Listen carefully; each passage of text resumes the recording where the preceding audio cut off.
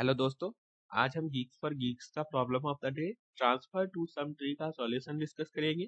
तो चलते हैं प्रॉब्लम स्टेटमेंट देखते हैं। इस प्रॉब्लम के स्टेटमेंट को यदि आप समझना चाहते हैं तो इस प्रॉब्लम में आपके पास एक बाइनरी ट्री गिवन होगा जिनके किसी भी नोड के ऊपर या तो पॉजिटिव वैल्यू या फिर नेगेटिव वैल्यू असाइंड होंगे और हमें इस बाइनरी ट्री को कुछ इस तरीके से अपडेट करना है जिससे किसी भी नोड के ऊपर गिवन नोड के लेफ्ट सब ट्री में जो भी नोड होंगे और राइट सब ट्री में जितने भी नोड होंगे उन सारे नोड के वैल्यू का समेशन इस नोड के ऊपर वैल्यू हमें असाइन करना होगा और किसी भी लीफ नोड के ऊपर हमें 0 वैल्यू असाइन करना होगा।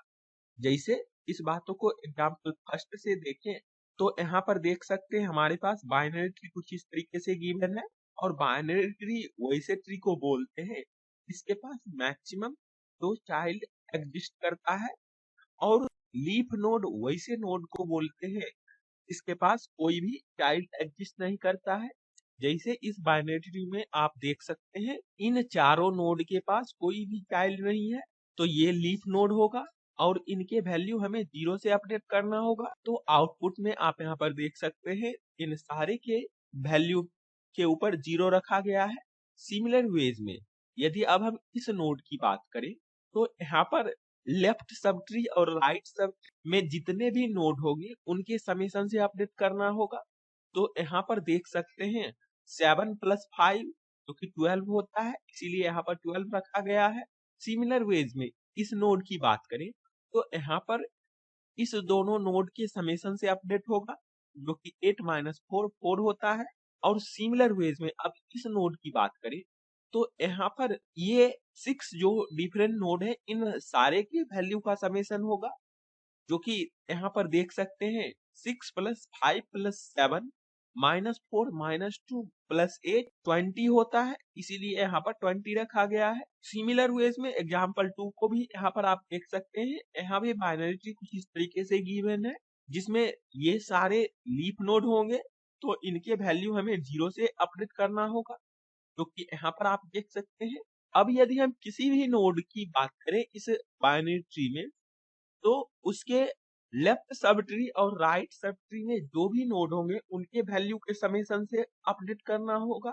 जैसे इस नोड की हम बात करें तो यहाँ पर हमें ये सारे नोड के वैल्यू का समेशन होगा जो कि यहाँ पर 23 देख सकते हैं। सिमिलर वेज में इस नोड के ऊपर इस बाइनरी ट्री के इन सारे वैल्यू का समेशन होगा जो कि 29 होगा।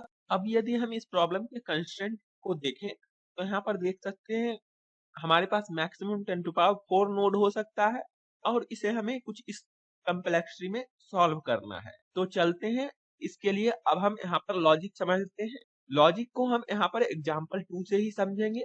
यहाँ पर आप देख सकते हैं जैसे अब हम इस नोड की बात करें तो यहाँ पर क्या अब स्टोर होगा, यहाँ पर इन सारे नोड का समेशन स्टोर रहेगा। सिमिलरली इस नोड की बात करें तो यहाँ पर इन सारे नोड का समेशन होगा और इस नोड पर इन सारे नोड का समेशन होगा और इस नोड की अब हम बात करें तो यहाँ पर हमें ये टोटल का समेशन चाहिए। मतलब इस नोड के ऊपर जो स्टोर होगा और इस नोड के ऊपर जो स्टोर होगा उनमें इन दोनों नोड का वैल्यू ऐड कर दे तो वही यहाँ पर स्टोरेज होगा जो कि यहाँ पर आप देख सकते हैं यहाँ 0 स्टोर होगा और यहाँ -2 स्टोर होगा और इस दोनों नोड के वैल्यू आप देख सकते हैं 8 और -4 है। तो इन दोनों का समेशन +0 -2 हमें करना होगा जो कि 8 -4 4 और -2 जो कि 2 होगा।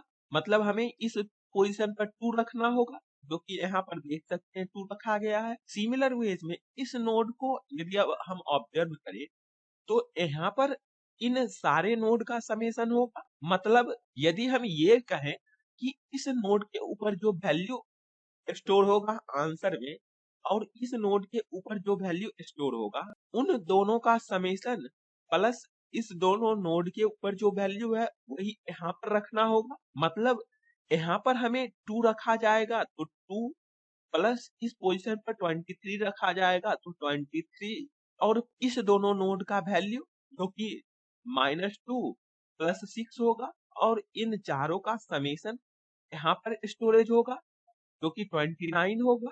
और ये काम रिकर्सिव वे में आप देख सकते हैं सिंपली अचीव हम कर सकते हैं। यहाँ पर सबसे पहले हम जावा कोड डिस्कस करेंगे। यहाँ हमें to sum tree function given है, इसे ही कंप्लीट करना है। यहाँ पर आप देख सकते हैं इसमें हमें कोई रिटर्न नहीं करना है, गिवन बाइनरी ट्री के रूट को अपडेट करना है। उसके लिए हम सिंपली एक अपडेट फंक्शन कॉल किए हैं जो कि हमें गिवन बाइनरी ट्री को अपडेट करेगा। और ये अपडेट फंक्शन एक इंट टाइप का वैल्यू रिटर्न करता है जो कि गिवन नोड के जितने भी लेफ्ट सब ट्री में नोड होंगे और राइट सब ट्री में जितने नोड होंगे उन सारे का समेशन इस नोड के ऊपर रिटर्न करेगा। उसके लिए यहाँ पर सबसे पहले हम इस फंक्शन में देखेंगे कि क्या हमारा रूट नल है। यदि नल होगा उस केस में हमें 0 रिटर्न करना होगा। उसके बाद सिंपली हम एक डी नाम के वेरिएबल में इस रूट के जो डाटा है उसको रख लिया है।